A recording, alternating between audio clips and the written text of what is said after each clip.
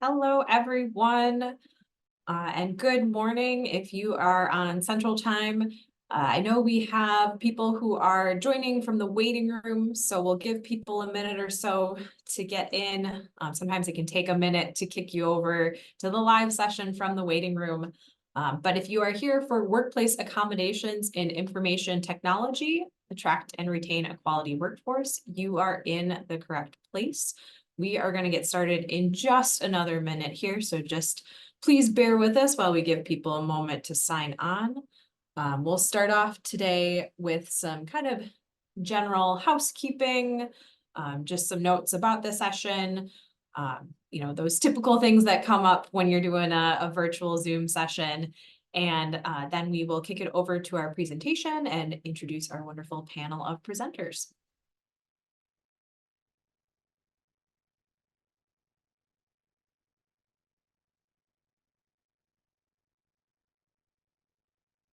And I noticed Jen just popped into the chat. There is a link to the PowerPoint slides. So if you want to follow along, as we're going through, or there also are going to be multiple times where I'll point out that there is a link on a particular slide. So if you want to follow along or get those links right away, feel free to click on the link that Jen posted in the chat.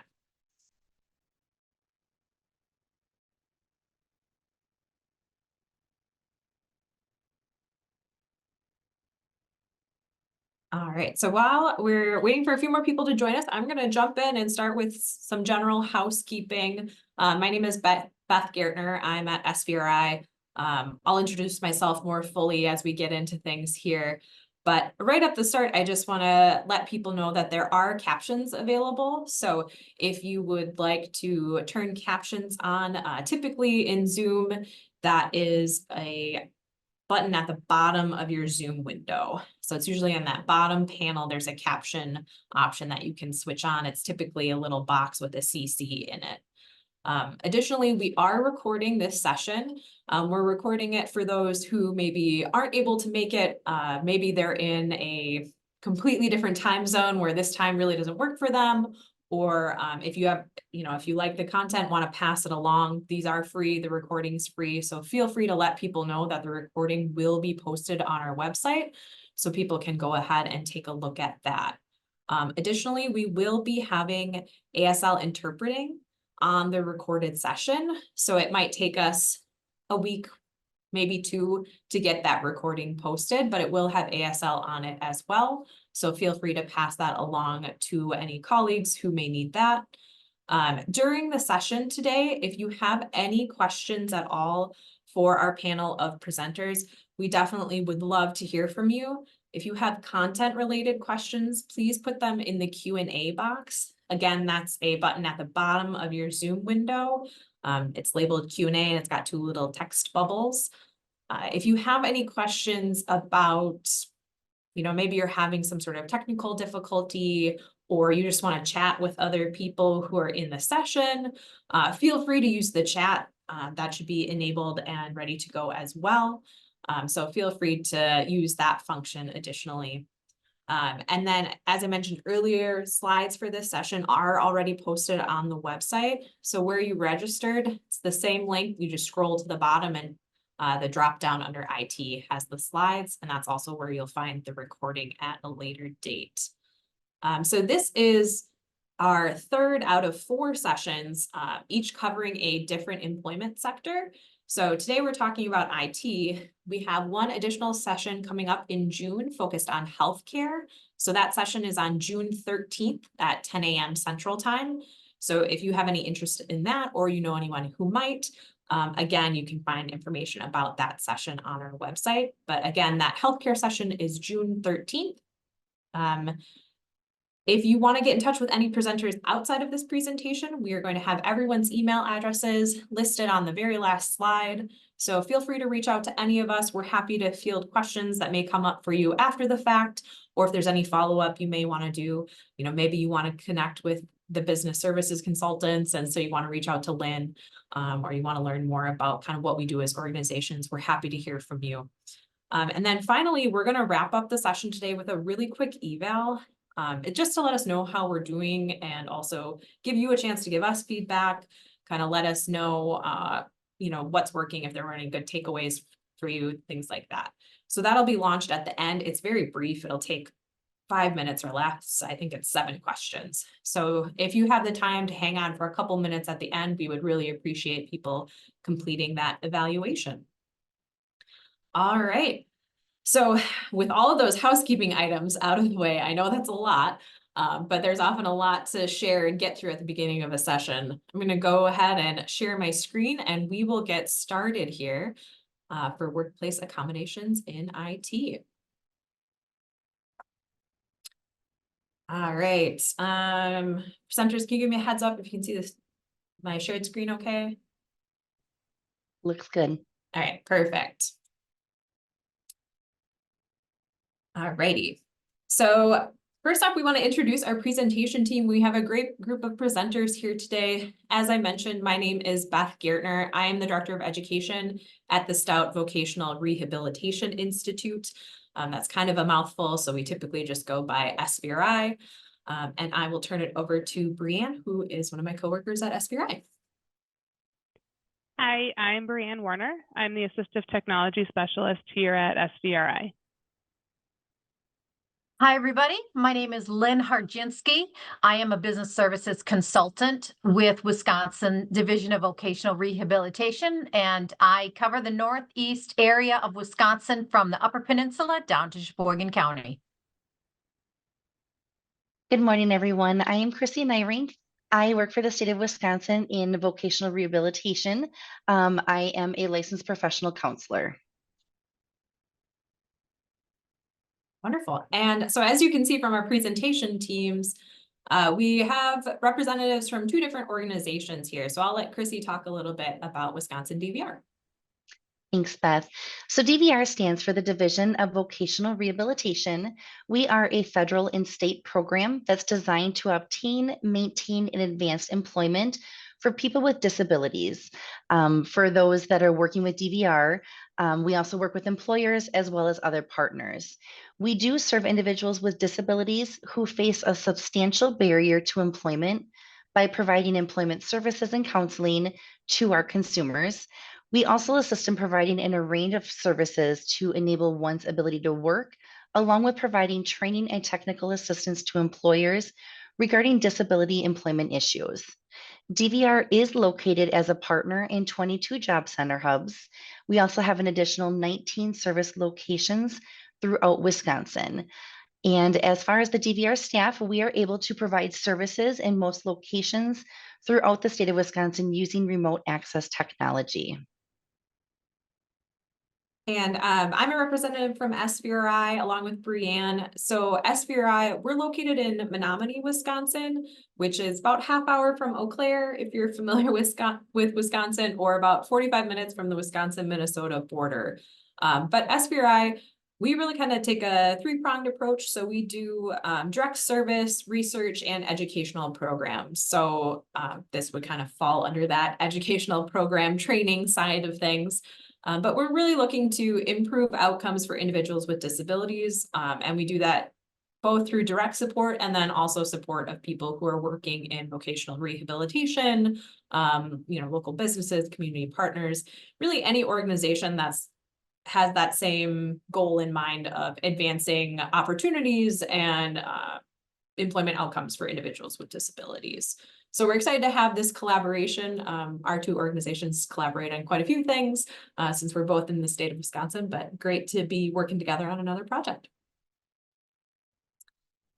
Before we go any further into our content, just a quick note that this presentation is brought to you by a grant project through the Department of Ed. So just want to note that's kind of where this is all coming from. However, any views that we express during this presentation don't necessarily reflect the Department of Education, and you shouldn't assume endorsement by the federal government. All right, so our objectives for today, we're going to start by laying some groundwork. We're going to do some general definitions, make sure we're all on the same page when it comes to definitions for disability, universal design, accommodation. And then we'll go into the benefits of hiring individuals with disabilities, particularly when it comes to diversity, equity, and inclusion initiatives. We'll also talk about universal design and accommodations and how those impact the IT sector specifically. And we'll talk also more generally about how to integrate those into a workplace. Toward the end, we will share some success stories from actual consumers who have worked with Wisconsin DVR and have found careers in IT. And then we'll wrap up talking about the business services team at Wisconsin DVR and how you can connect with them and how they can support you in attracting and retaining employees. So that's our general roadmap for today. As I mentioned earlier, we're going to start with some kind of baseline definitions. I know on this call, just from looking at the registration list, we have a pretty wide range of individuals in terms of their roles and the organizations that they're coming from, even the states that people are coming from. So I think it's really helpful, even though there are folks who work in vocational rehabilitation. So this is very kind of repeat for all those folks. It's helpful that we're all coming from the same place in terms of, talking about disability. So the definition that I have on your screen is from the Americans with Disabilities Act. And we're really defining disability within a legal context in the ADA. But it is important to remember that when you're in other settings, when people are talking about disability, the lens through which they're viewing that might be slightly different. So, if you're at a doctor's office, it might be a little bit different. If you're talking about qualifying for different programs, different public assistance programs, they might look at this a little bit differently. But in terms of the ADA, that's what we're going to use for today. So I've kind of broken down the definition into 3 parts. So when we're looking at that first part there, a physical or mental impairment, if I asked everyone on the call today to just take a brief moment and think about what's the first thing that pops into your mind when somebody says disability, there are going to be differences. We're going to have different things that pop into our mind based on our own personal experiences, based on our job roles. But there are going to be some themes that probably tend to emerge. When I say disability, a lot of people might think of kind of that international symbol of access, or the symbol that you see on parking spaces, on those automatic door buttons, that white outline on the blue background of an individual sitting in a wheelchair. So a lot of people will think of that automatically.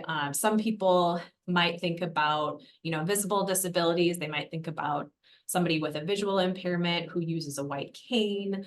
They might think about somebody who uses a wheelchair.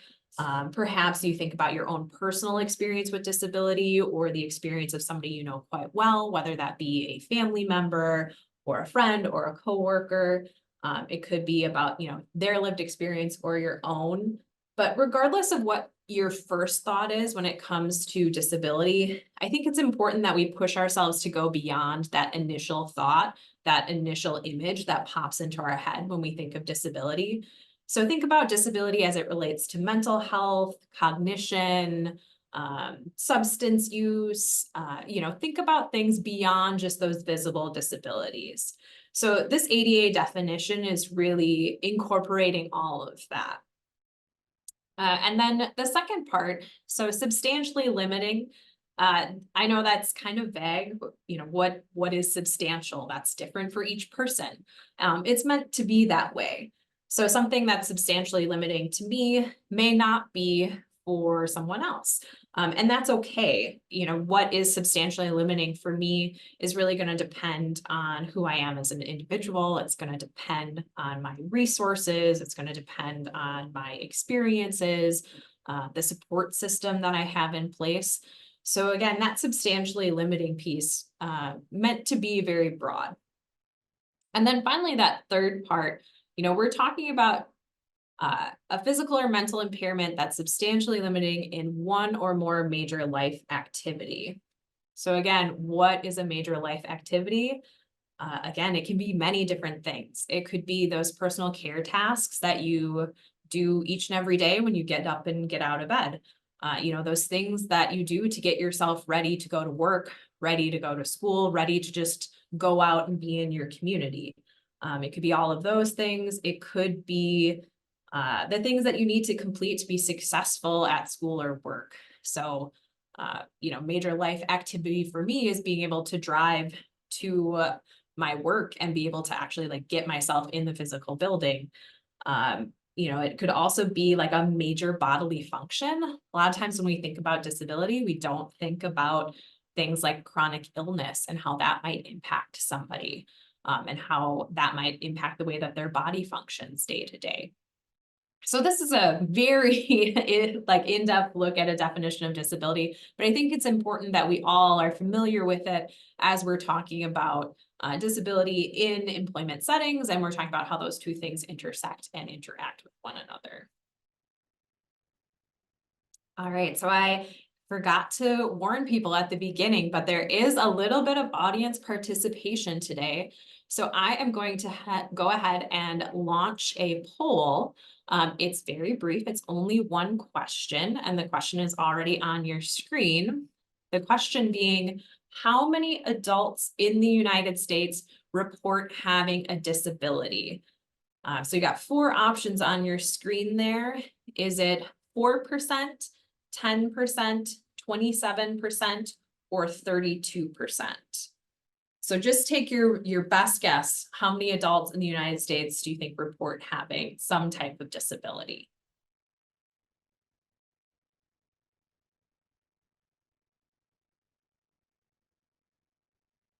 All right, looks like we got quite a few responses in.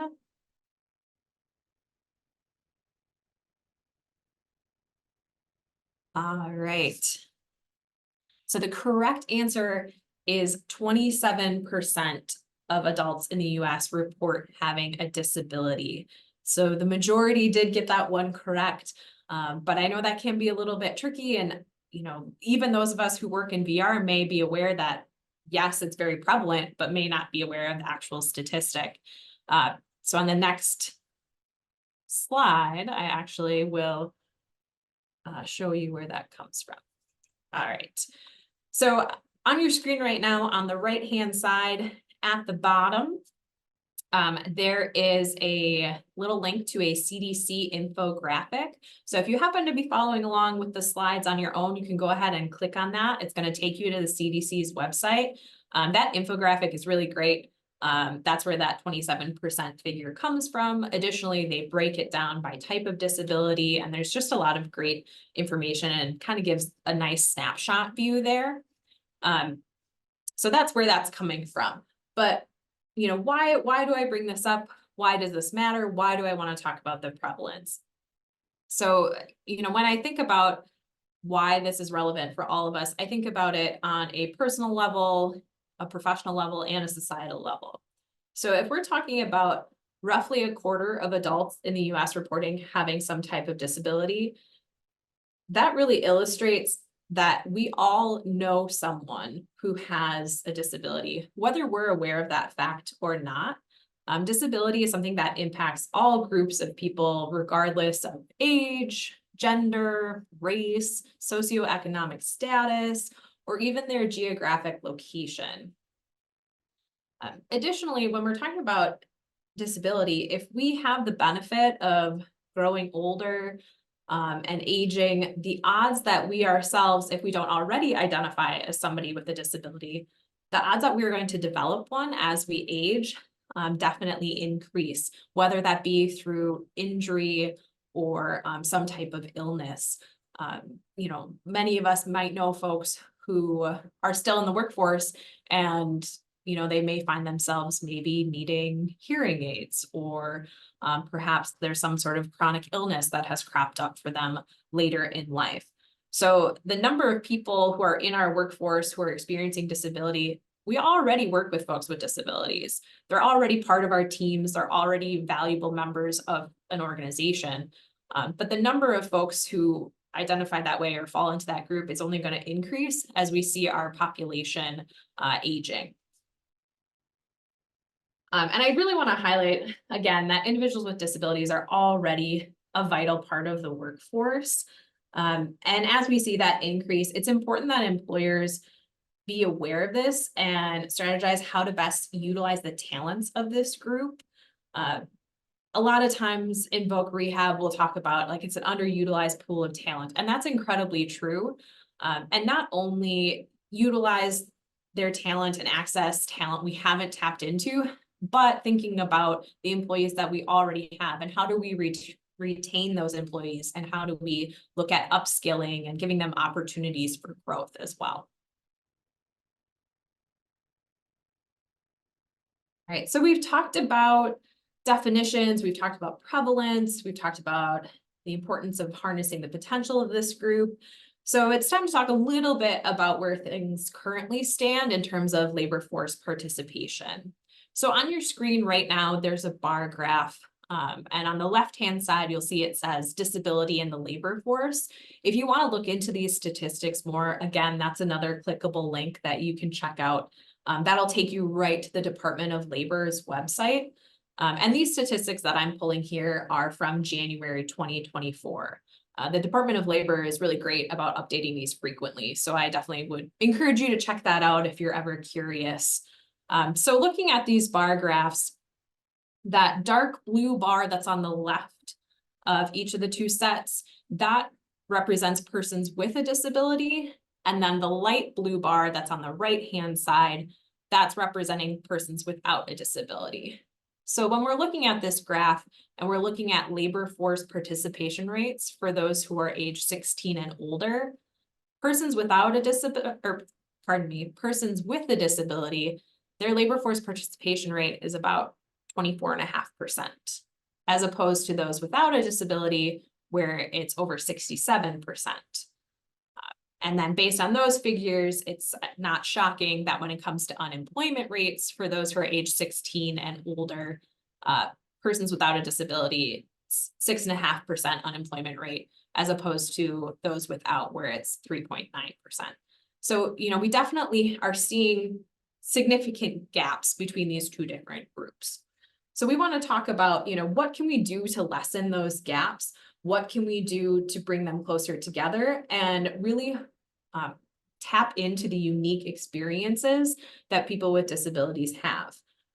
So tapping into those experiences can in turn lead to the creation of products if you happen to be an employer that makes a product, or if you are a type of service organization, tap into the development of services that are appealing to a larger customer base. So you're looking at creating products with a team that might have some unique challenges that they can bring to the table and help in those sessions to develop more well-rounded products to, have a larger group of people to market them to. And then when it comes to services, having a more diverse team gives you the opportunity to talk more about, okay, how do we better service individuals who might identify this way? How do we create services that are more inclusive, more welcoming, that are better wraparound services for the people that we're trying to reach? So that talent pool and accessing people with those unique lived experiences can be really important and really, really valuable for an employer. And on that note, I'm going to turn it over to Chrissy, who's going to talk about some common myths that people might have when it comes to hiring individuals with disabilities and some benefits to hiring individuals with disabilities as well. Thank you, Beth. So as Beth talked about, the word disability looks different for everyone. It's really important to remember that a wealth of talent awaits employers who open the doors to candidates that have disabilities, and effective job accommodations are key to hiring and retaining them. One of the myths that we do hear a lot of is accommodations can be quite expensive and costly to companies. When one thinks of hiring a candidate with a known disability, some may overlook that candidate's potential and focus more on those myths and assume, that it's going to be expensive for the company. And not everyone with a disability needs an accommodation. Accommodations vary just as people's strengths, work environments, and job duties vary. Also, it's important to know that accommodations can be at little to no cost to employers. Some examples of some Accommodations could be a modified work schedule or even something as like noise canceling headphones. And based on research conducted by the Job Accommodation Network, which Lynn is going to further discuss later, there were surveyed employers who reported that they want to provide accommodations so they can retain valued and qualified employees. Employers also noted that making workplace accommodations far outweigh their associated costs. From this survey, the employers had reported multiple direct and indirect benefits after making accommodations, such as reduced insurance and training costs. By providing a reasonable accommodation, employers reported increased productivity and morale, as well as improving the company's diversity. Also important to know is many employees with disabilities are skilled problem solvers by virtue, as they've had to manage a disability daily in a world that wasn't designed for them. There's also been evidence-based research conducted over time exploring strengths and abilities one can bring to an employer. To note a few, if we look at someone on the autism spectrum disorder, someone on the spectrum can possess higher than average abilities in many skilled areas. Some examples of these higher abilities may be superior creativity, focus, and memory. Those on the spectrum can also possess increased efficiency and personal qualities such as honesty and dedication. They also tend to have, may also have exceptional attention to detail and tolerance with repetitive tasks.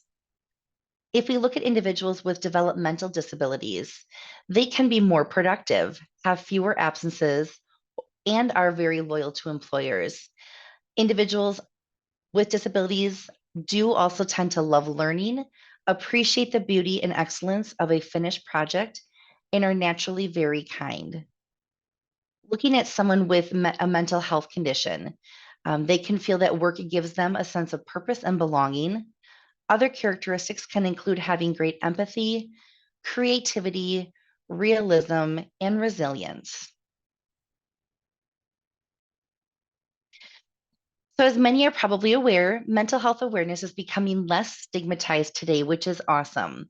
However, when it comes to employment, it can still be a challenge for many to feel supported and successful in their job.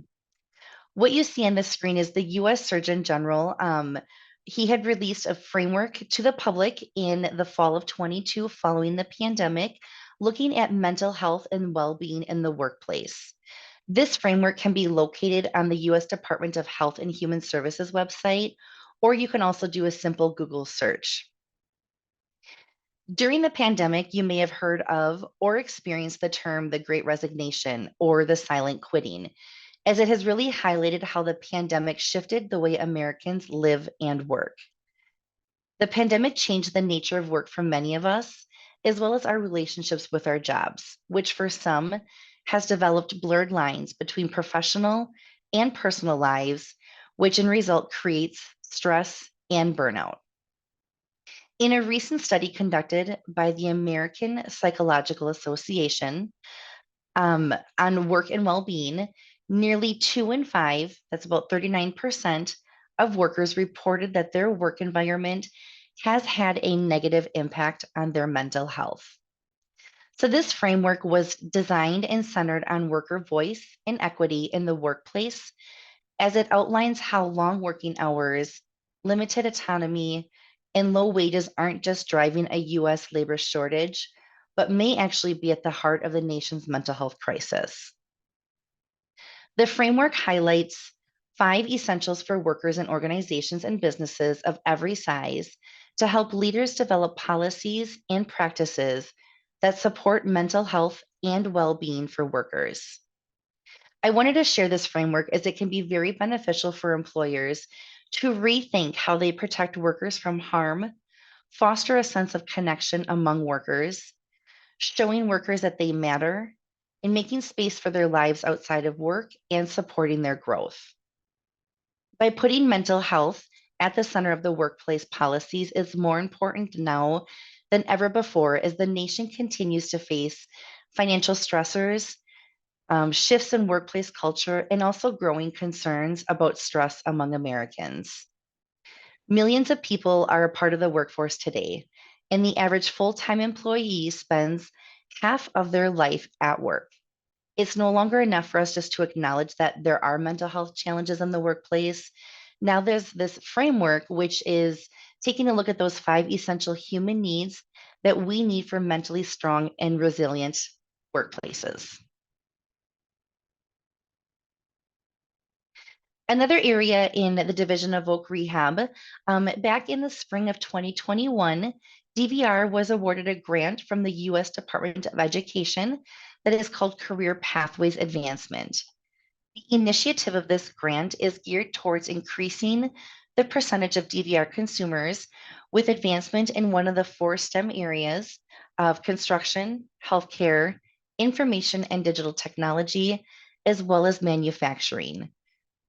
The Career Pathways grant shifts the narrative from helping our consumers get and keep a job and instead focuses on improving their long-term outcomes consistent with the quality indicators.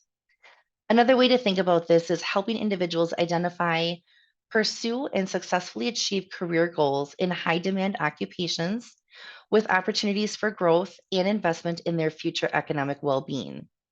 This grant is also geared towards employers as it embraces the dual customer approach of focusing on retaining workers and endless opportunities.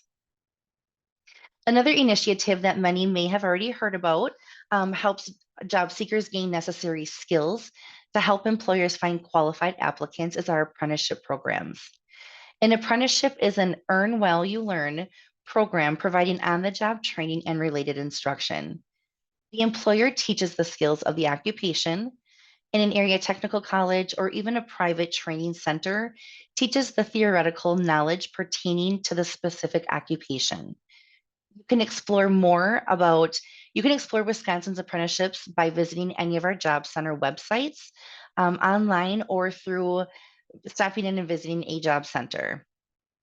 So now I'm going to turn it over to Brianne as she will talk more about universal design. Thanks, Chrissy. We're going to start with the general universal design definition. It is the design and composition of an environment so that it can be accessed, understood, and used by all people, regardless of age, size, ability, or disability. This is the design of products, the environment, and buildings that are to be aesthetic and usable for everyone. The application of universal design principles minimizes the use of assistive technology. It results in products that are also compatible with assistive technology, and it makes products more usable by everyone and not just those with disabilities. You also need to consider economics, engineering, cultural, gender, and environmental concerns.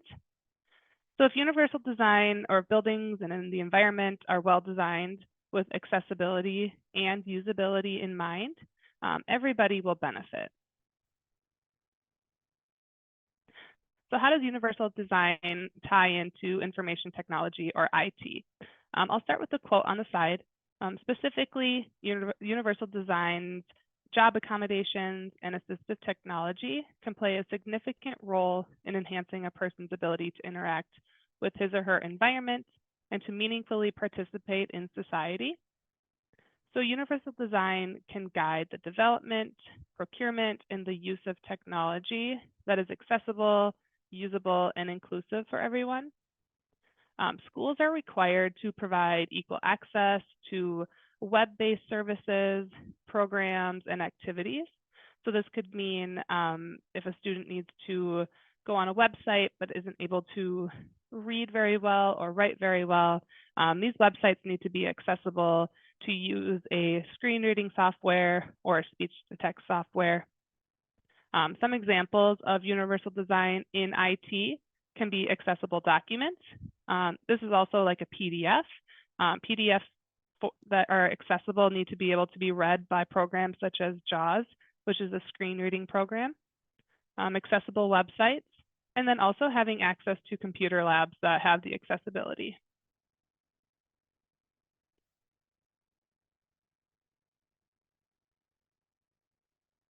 Hey, I'm going to take over a little bit and I'm going to talk about an accommodation. So first off, the definition of a reasonable accommodation is any change to the work environment or the job that enables a person with a disability to enjoy equal employment opportunities such as raises, promotions, and recognition and the like.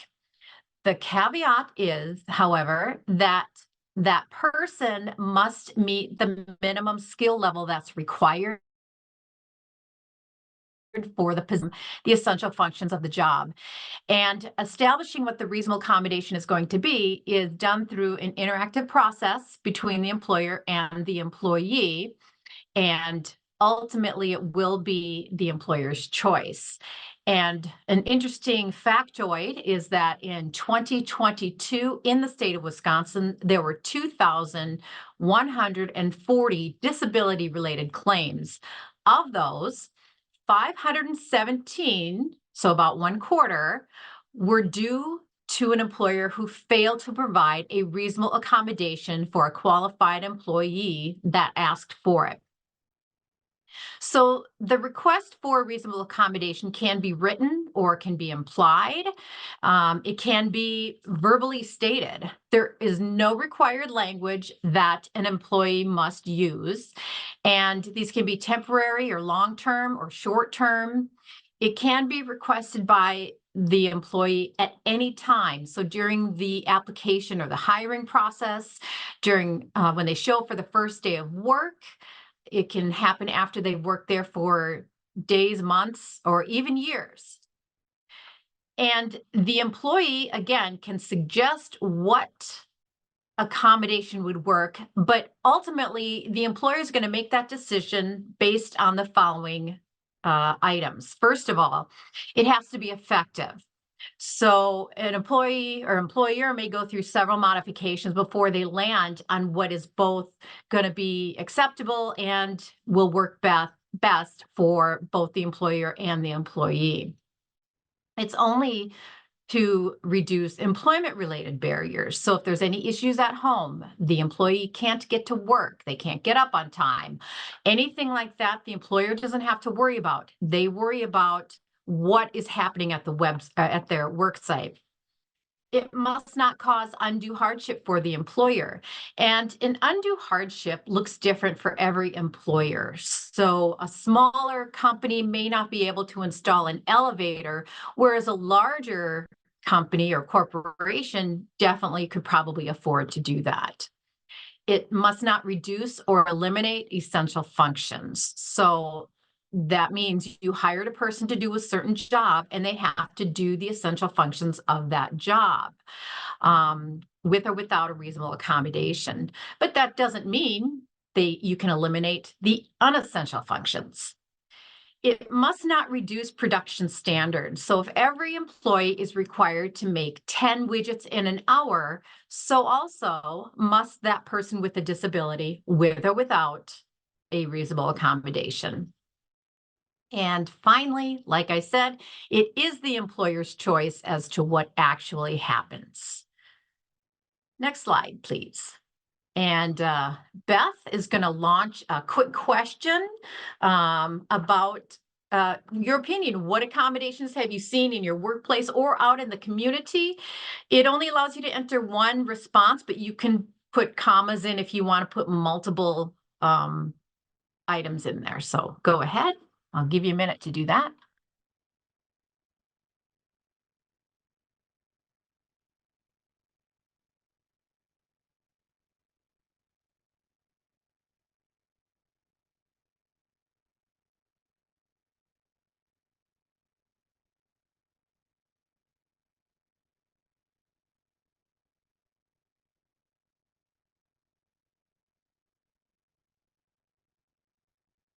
Are we getting some responses, Beth?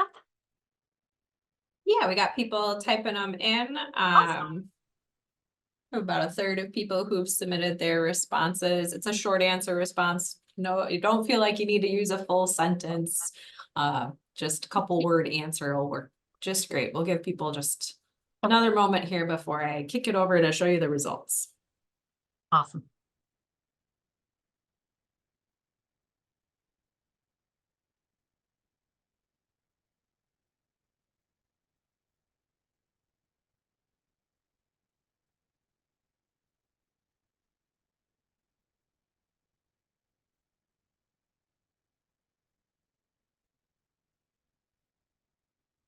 Okay, let's see. Got a couple things in there: assistive technology, screen readers, time accommodating, for cleaning screens. Oh, wow, it's scrolling too. Flexibility in work times, absolutely. A stool to sit down for those jobs that typically are standing jobs. Picture boards, check off lists, ramps, hide the high-low desk, absolutely. Modified desk height, employment coaches, remote work, ramps to access the building, large screens, adaptive mice, screen reading, flexible work schedule, frequent breaks, accessible or automatic doors, special keyboards for someone who is visually impaired, noise canceling headphones, a job coach. Oh, and we got 2 pages: ergonomic desk, job coaching, dragon speech to text. Wow, you guys, there's so many responses in there. That's awesome. Ramps for wheelchair accessibility, some voice commands. I love the speech to text. I do it all the time with my texting, especially if I'm driving. Oh, fantastic. There are so many different accommodations you've already seen. That's really awesome that so many of you are aware of what is available out there, and other things that maybe some people haven't even heard of, like a mouse that's controlled by your foot or by your eye blinking, joysticks to use as a mouse. You can get pointers that you can wear on your head. So all sorts of good stuff. So thank you for participating in that. And I'm going to hand it now back to Brianne. All right, so now we'll kind of focus on the differences between information technology or IT versus assistive technology. So the definition of information technology is any equipment, interconnected system or subsystem of equipment that is used in storage, manipulation, management, movement, control, interchange, transmission, or reception of data or information. So this could include computers, ancillary equipment, software, or firmware. Whereas assistive technology is any item, piece of equipment, or system that can be acquired commercially. It can be modified, customized, that is commonly used to increase, maintain, or improve those functional capabilities of people with disabilities. So some just basic assistive technology devices you might hear of are also computers, software systems, wheelchairs, alternative keyboards, or hand splint. So as you can see, I listed computers for both IT and AT as they can be used interchangeably. So I'm going to use the example of a laptop. Technically, a laptop is considered IT, information technology. However, if this laptop is purchased to help a student that has disabilities to focus on their writing, to focus on speech to text, it is also considered assistive technology. So a speech to text software system who is purchased for someone who is blind is both AT and IT because it's a software system, but it's also helping somebody with a disability achieve their goals. The differences, for example, JAWS is a screen reading software. It's considered assistive technology, but it is not necessarily considered just IT because by itself, JAWS doesn't contain functions necessary to be a standalone information system. So only accessible browsers work with JAWS. If a PDF or a website is not accessible, then JAWS will not work. Assistive technology cannot function for the user. Like I said, if the software systems are not programmed with accessibility in mind. Assistive technology is also not always something electronic or computerized. This could be pencil grips, adapted paper, or calculators. Some other items that we can be considered IT and AT are ergonomics. So this could be adapted keyboards, mice, ergonomic setup. So making sure that your monitor is at eye level, making sure that's a good distance between yourself and your eyesight, making sure you take breaks away from your computer throughout the day, and making sure that you are sitting in a nice neutral position. It also could be desks that raise and lower, ergonomic computer chairs. There's just a bunch of ergonomics that are considered IT because they can be used in office, when you're working remotely. It all plays together like that.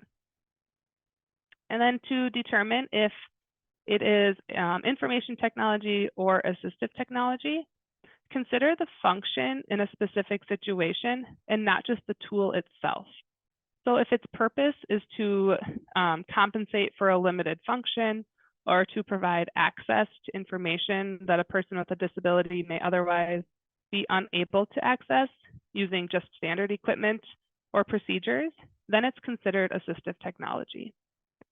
Next slide. Some other devices that you might see that are assistive technology and IT are smartphones. Most people, I would say, have smartphones nowadays.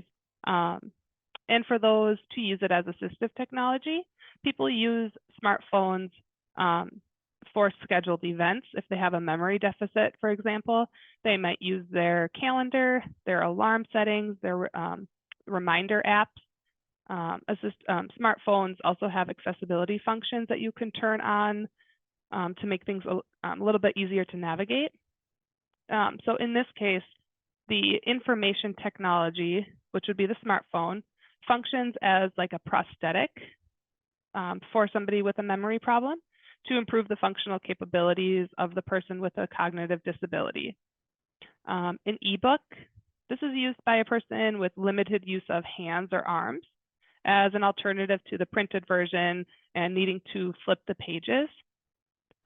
And as I mentioned in the previous slide, some other devices are laptops, screen readers, speech-to-text software, standing desks, adapted keyboards, and mice. Lynn?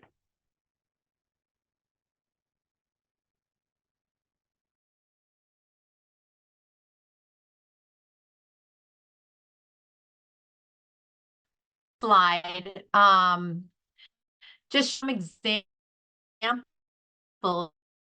of some technology for individuals who have visual impairments. You see up at the top left, it's monitor, and this is just a device top and front monitor.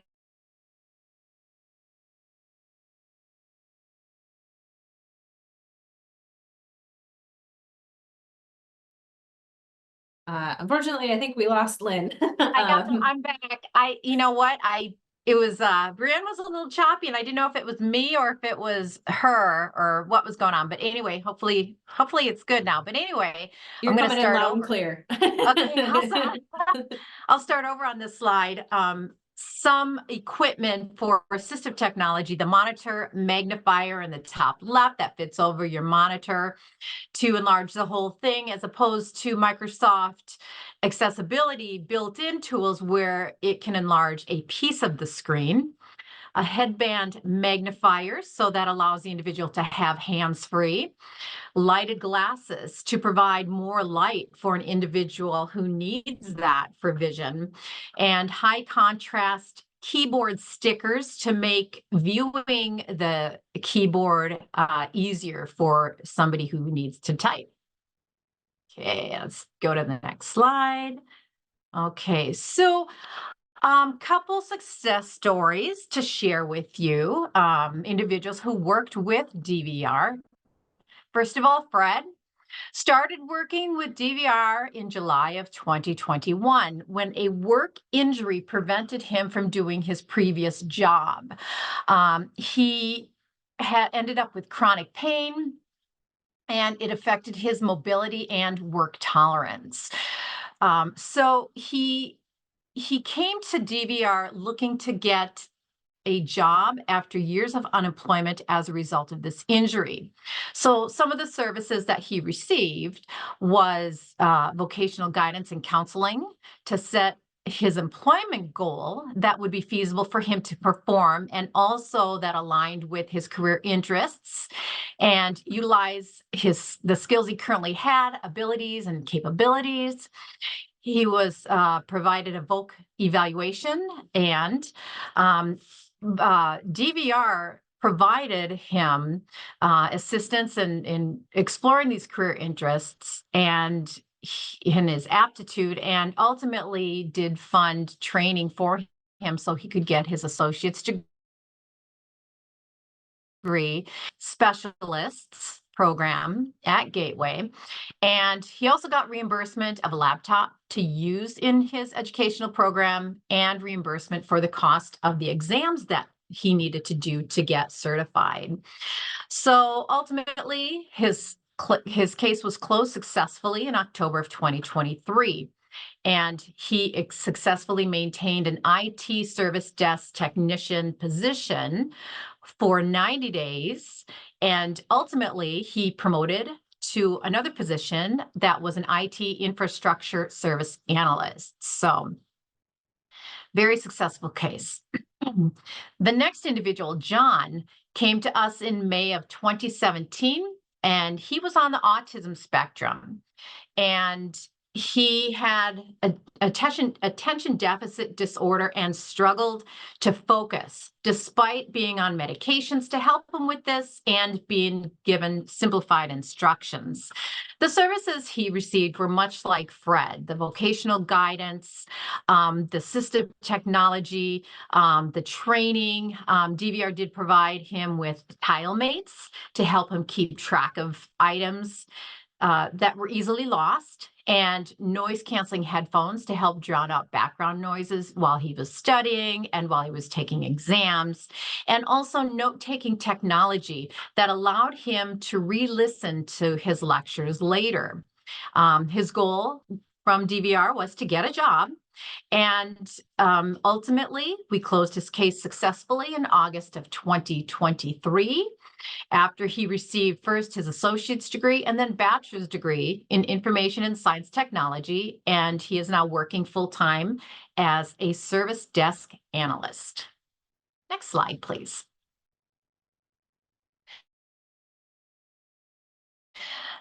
Or BSCs, as we call them.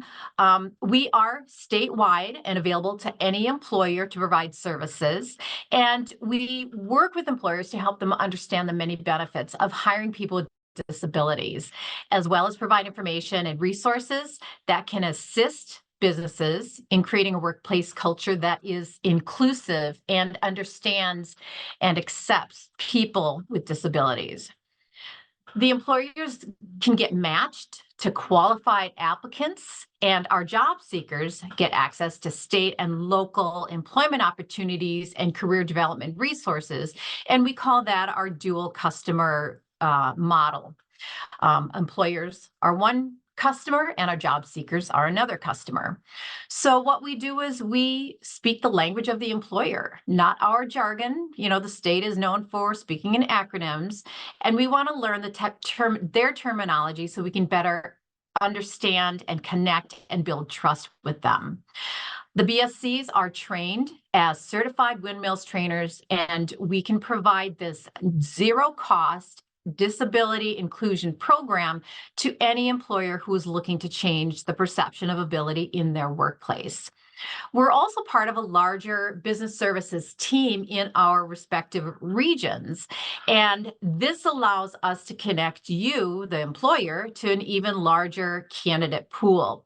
So the teams vary from region to region, but typically there's going to be another representative from the Office of Veteran Employment Services, the Department of Corrections, Community Corrections Employment Program, Job Service and Job Centers, Wisconsin Apprenticeship, somebody from the Workforce Development Board, Job Corps, or even the Senior Community Services Employment Program. Next slide, please. So our outreach, it changes. It's different. There are no cookie cutter approaches, and each employer and each partnership is unique. So we might outreach at networking events through the chamber or other organizations that have those. So it might be in person. We might be reaching out via email or call somebody. It's going to be different. It never is going to be the same thing every day. And we look at that company culture. When I reach out, I ask for a tour, and I'm going to look at, is this a family-oriented company? Is this a company that's already inclusive, or is it something that's owned by a minority? I want the employer to talk most of the time so I can listen and learn about the company, and so I can understand what are the struggles like, what needs do they have. When I go on a tour, I'm going to look at these jobs in action and see what they really look like, because many times the job description doesn't necessarily portray an accurate representation of what that position really looks like.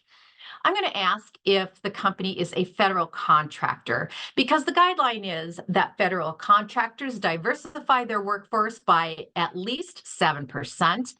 And I don't ask that because I'm in the business of enforcement. I ask because I see this as an opportunity where I can help provide them with qualified applicants to fill those positions and thus reach that 7% diversity.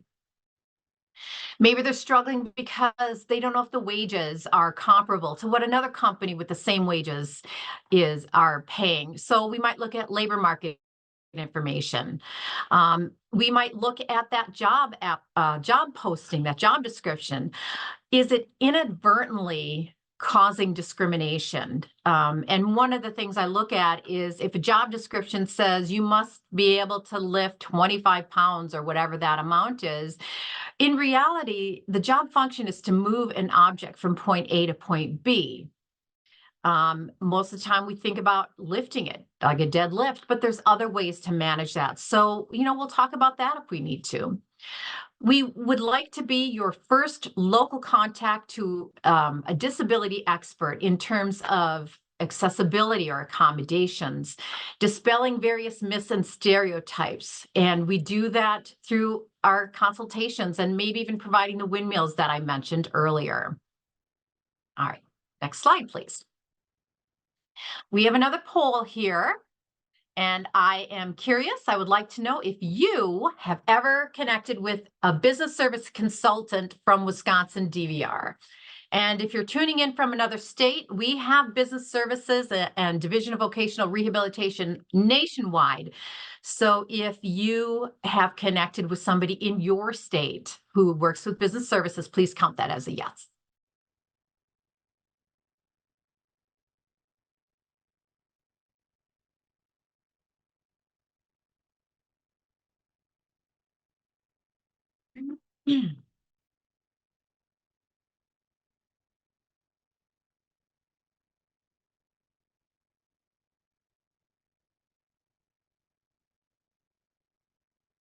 All right, looks like we got about 2/3 of people who have chimed in already. Go ahead and close the poll out.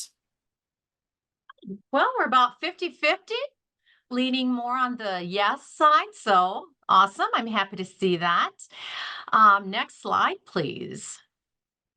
For those that haven't, or if you would like to, at least in the state of Wisconsin, here on this slide, you can see where we are located throughout the state. My area is that kind of dark green with the Bay Area, Green Bay and Door County included.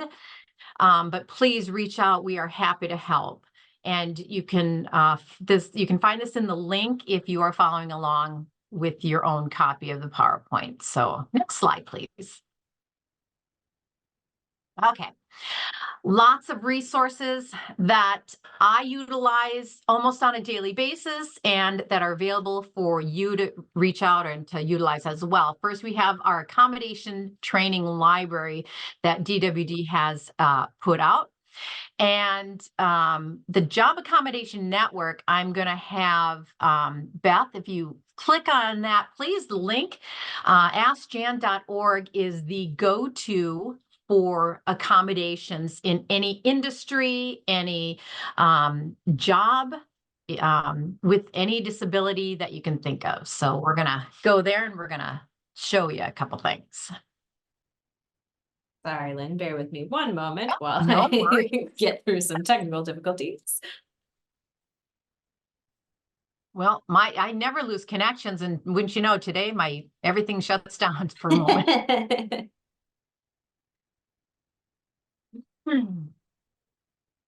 Okay. Okay, here we are. We're on the home page right here. And as you can see, there's links for employers or for individuals. There's library, there's things specific for COVID because clearly that was a big deal for a while. Maybe it still is. Publications and various trainings, but I'd like Beth to click on A to Z. And here is where you're going to be able to see, there's little file tabs and you can look by disability or by limitation. You can look under work-related function by topic or by accommodation. So just to show you how this works, I'm going to have Beth scroll down and I like her to click on hand amputation. And on this page, you can see a little bit about what that means and how it connects with the Americans with Disabilities Act or the ADA, and how to accommodate somebody and some questions you need to consider. And what you're seeing here is typical for any disability that you click on. So under limitation, please click on use of one hand/arm.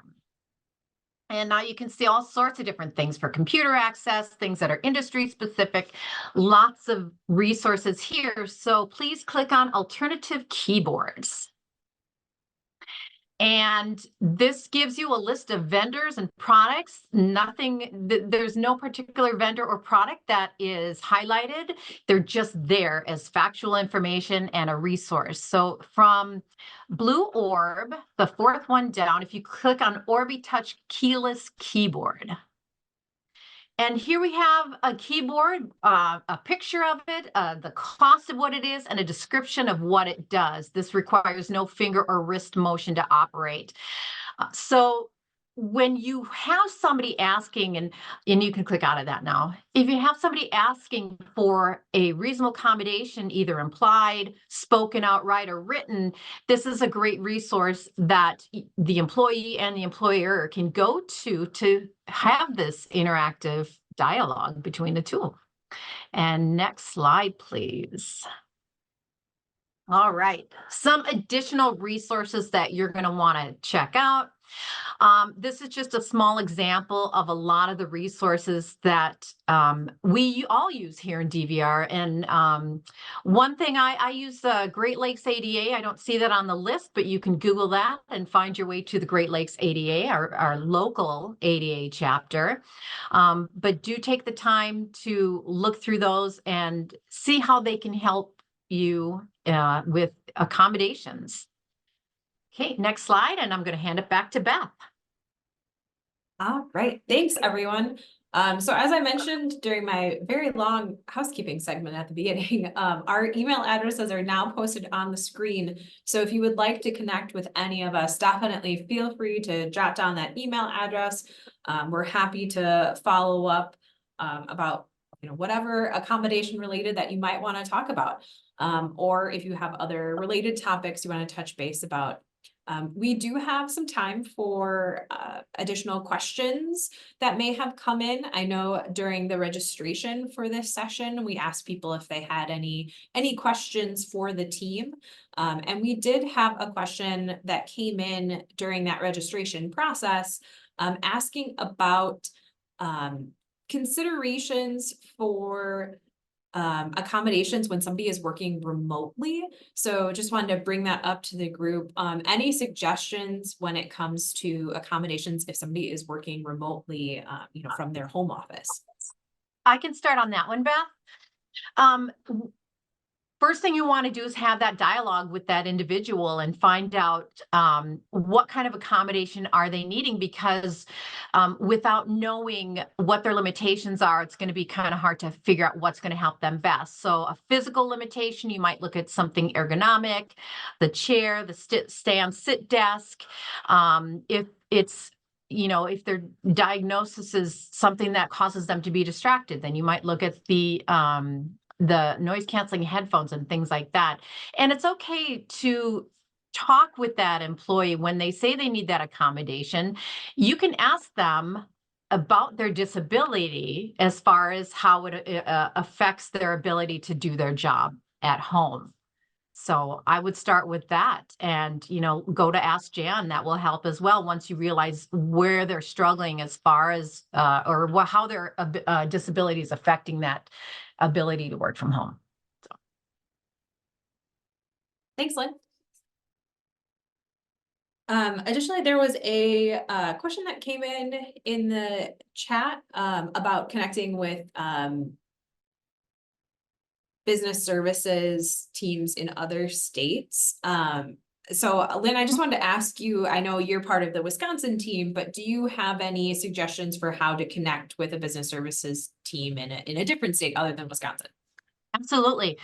I would Google VR in Virginia, VR Arizona, wherever it is you're tuning in from. And when you get to the VR page, the state's VR page, there's going to be a section somewhere with business, and it's going to be, I don't know, maybe a business consultant or employment specialist, or something like that. The term is probably going to be different, but start with your state's VR and go from there and look for that business or employment section. Wonderful. Thanks, Lynn. And if you have any trouble connecting, feel free to reach out to one of us. We do have contacts with other VR representatives in other states, so we're happy to help connect you. Kathy just asked about the websites that were referenced. I know Jen has been popping them in periodically, but I just put into chat a link directly to the slides from today's webinar.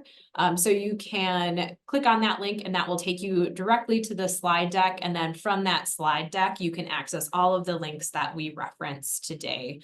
Those should all work from that slide deck. So feel free to check that out. And that's also available on the website where you registered as well, in case you happen to lose that link. It's not gone forever. And then Eric just chiming in the chat saying that in Tennessee, business service consultants in VR are known as business employment consultants. So that's a really good point from Eric. Each state might have a slightly different name for that team. I think it's also important to remember for any employers who may be coming to us from other states, Voc Rehab often has slightly different names in different states. So, like in Virginia, it's Virginia DARS. In Wisconsin, it's Wisconsin DVR. And then some states have agencies that specifically work with individuals who are blind or visually impaired.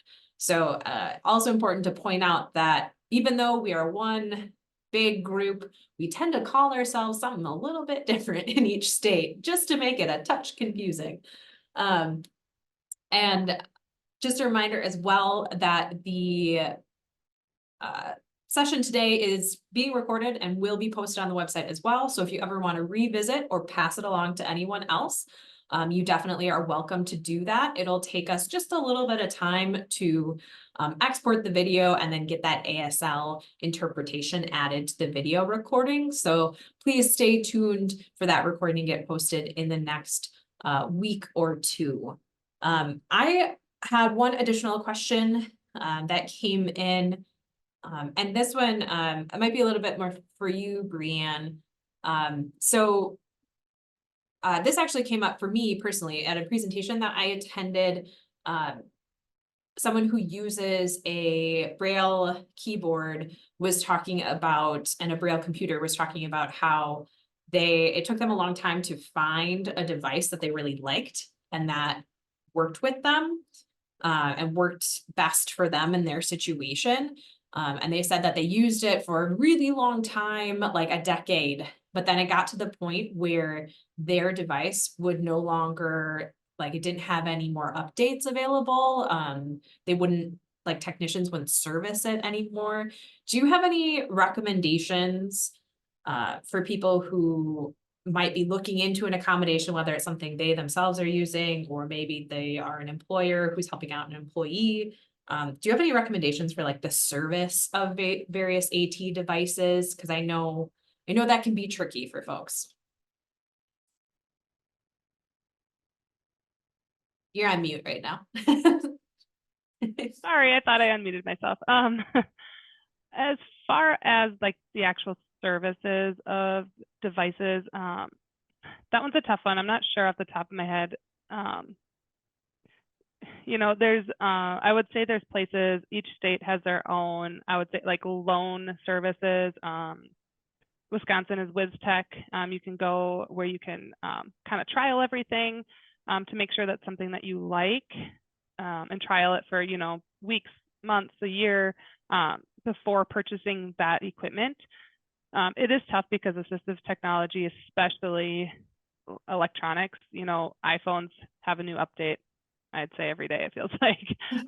And you have to get a new phone every 2 years, and then they just stop working. Off the top of my head, I'm not sure as far as where to go as far as like the services part of that and how to get it fixed. A lot of times it's just something where you just have to repurchase that. If it was, 5-10 years old, obviously it's probably not going to work anymore with the computers that are, newer. Software systems just don't work anymore. I know for me, at work, I have a PC, at home, I have a Mac, and the plugins are different. Every year, like an iPhone comes out, it has a different charger. So you need adapters for everything. So it's just crazy how fast things change and get more tech, get more tough to learn and use. So I would definitely just reach out to whoever you worked with, whether it's DVR, an assistive tech specialist, to see if there's something that they can work out with you as far as updates, just maybe helping purchase a new, in that sense, a new keyboard. I just don't know of any particular program or anything that would help with that off the bat besides just DVR for us, or having WizTech where you can look for a loaner or something to trial a brand new device. If I can piggyback off of that, whoever the manufacturer of that device is, you might want to contact them directly. And Sure. if they say we don't do any updates, then, you got to trash it and, get a new one. Yeah. And I will say, as far as when I'm working with consumers, I make sure to make sure that the consumer has the warranty on that product if it's something like that. So if that does happen, they're not stuck with something that's not working. Hopefully they can get something newer, bring it into wherever we purchased it. Maybe they can help out. But yeah, like Lynn said, unfortunately, a lot of times it's just, if it's that old and out of date, it might just be purchasing a new one.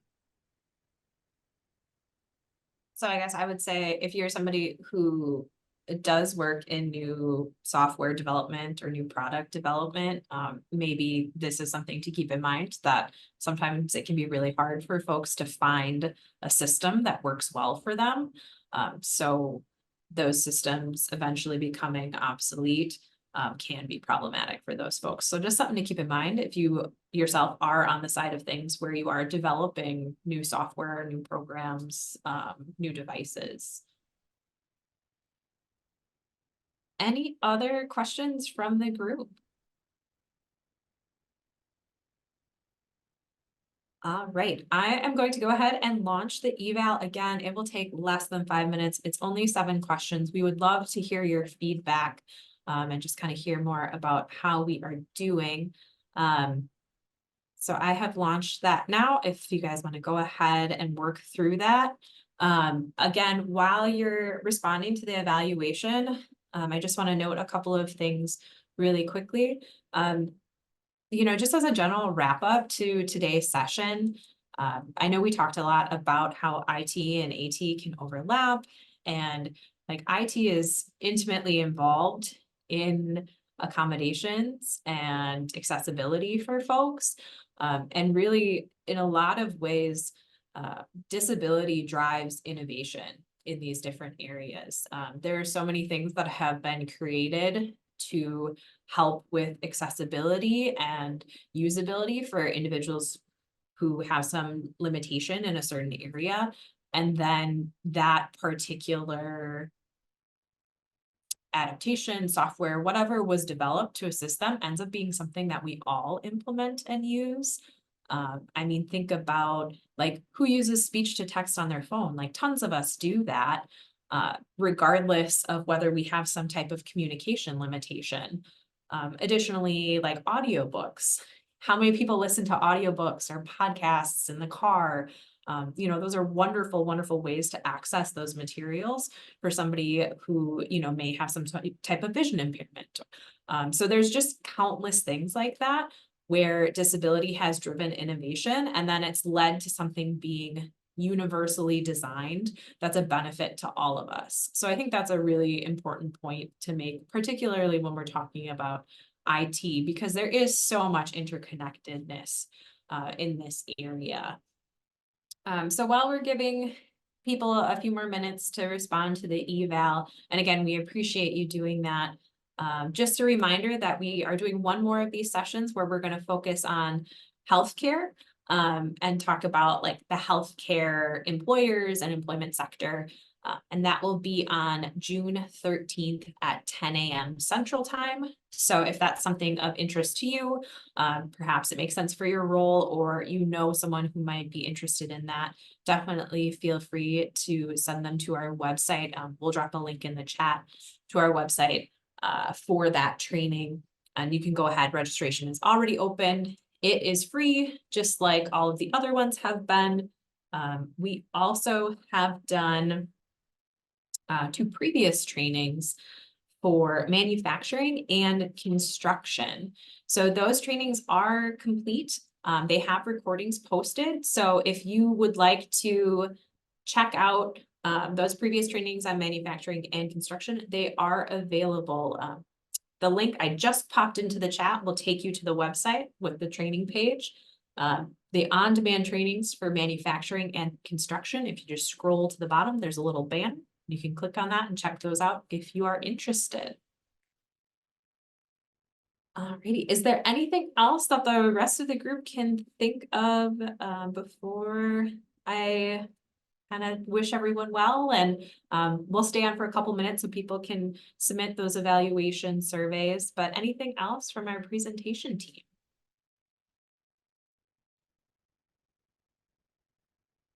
All right. Well, thank you all very much for joining us. We really appreciate you taking time out of your day. It's been great to connect with people. Additionally, great to see people from all over Wisconsin and all over the country. So wonderful to see folks from some different states chiming in. We love to hear what's happening in other states. We love to talk about what we're doing in Wisconsin and all of our wonderful programs, but it's great when we can learn from one another because there's always great things happening around the country that we might not have heard about. So feel free to reach out to us. Our email addresses are on that last slide of the PowerPoint. So thanks everyone.